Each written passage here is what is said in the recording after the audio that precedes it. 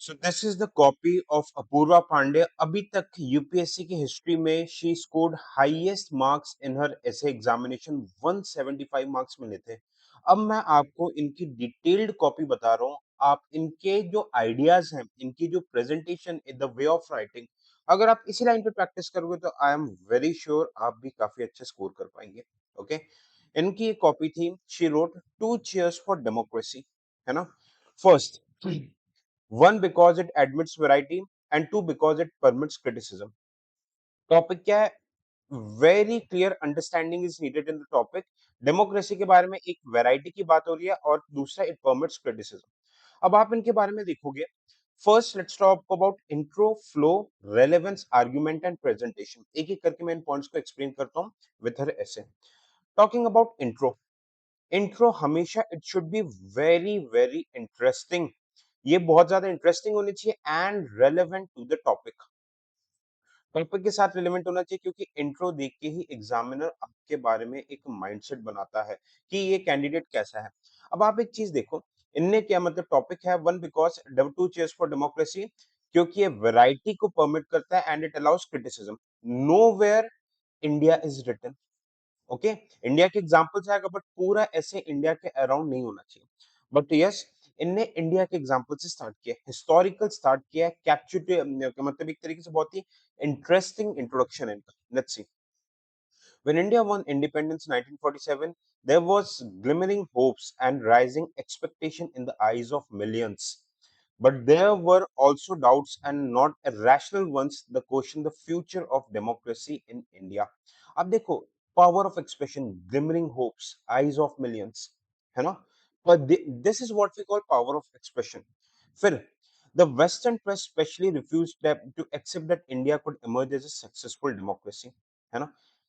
Future की बात हो रही है और फ्यूचर में पहला ओपिनियन आया वेस्टर्न प्रेस. कितना स्मूथ फ्लो देखो आप. Just see the flow.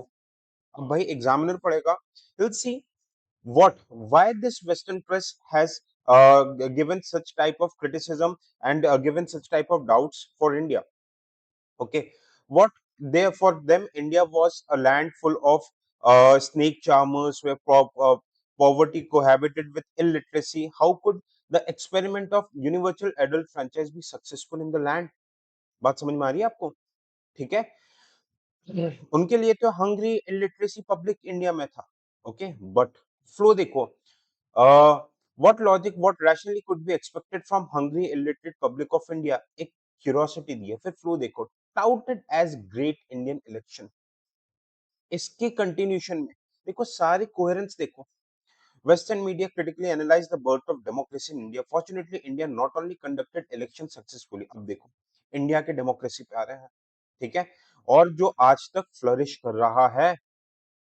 फिर इसके बाद one must accept the fact that democracy in India didn't look like viable theoretical, but perhaps that precisely is beauty of democracy. It admits. अब यहां से topic को hit किया, पूरा कंटेक्स्ट बनाया जैसे प्लेन चलता है.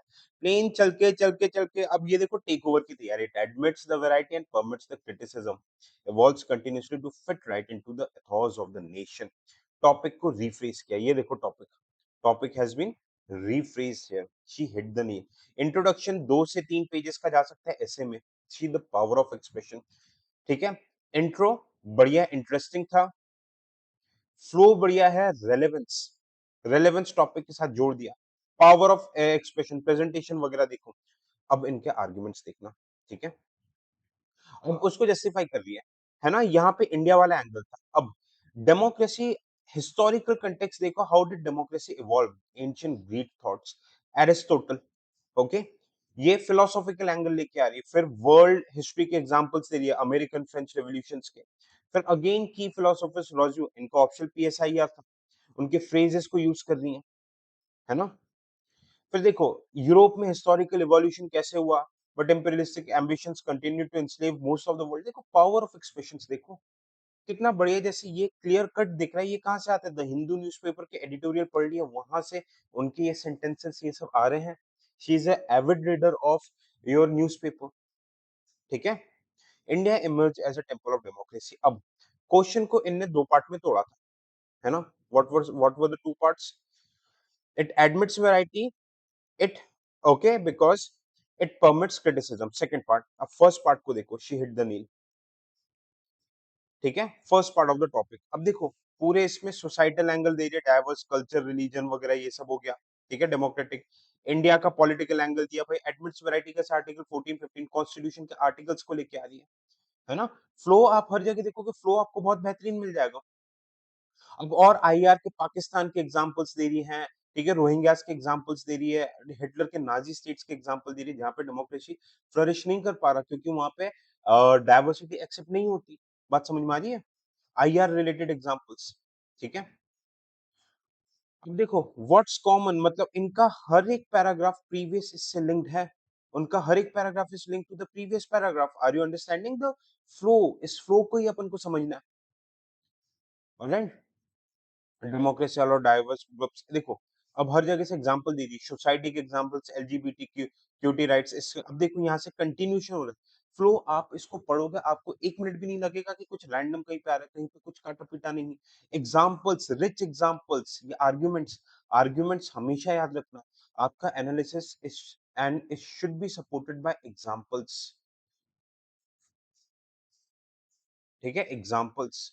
ये देखो यूके फ्रांस के पूरे एग्जांपल्स वगैरह दे रही है। अब the second part, democracy permits criticism.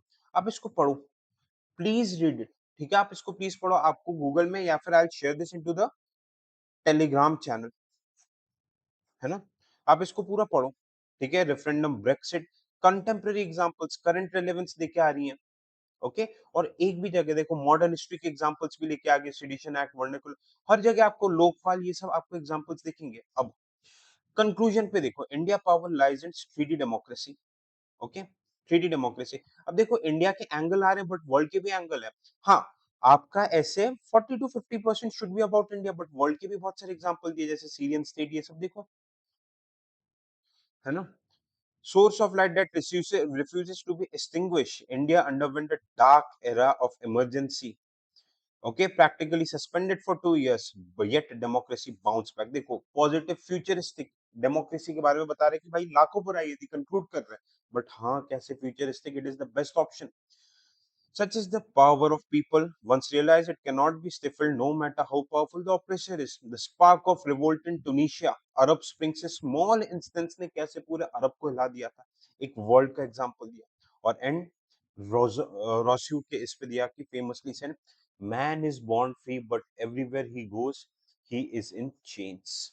ये प्रॉपर वे में रिलेट किया, the freedom he seeks indeed lies in the idea of democracy.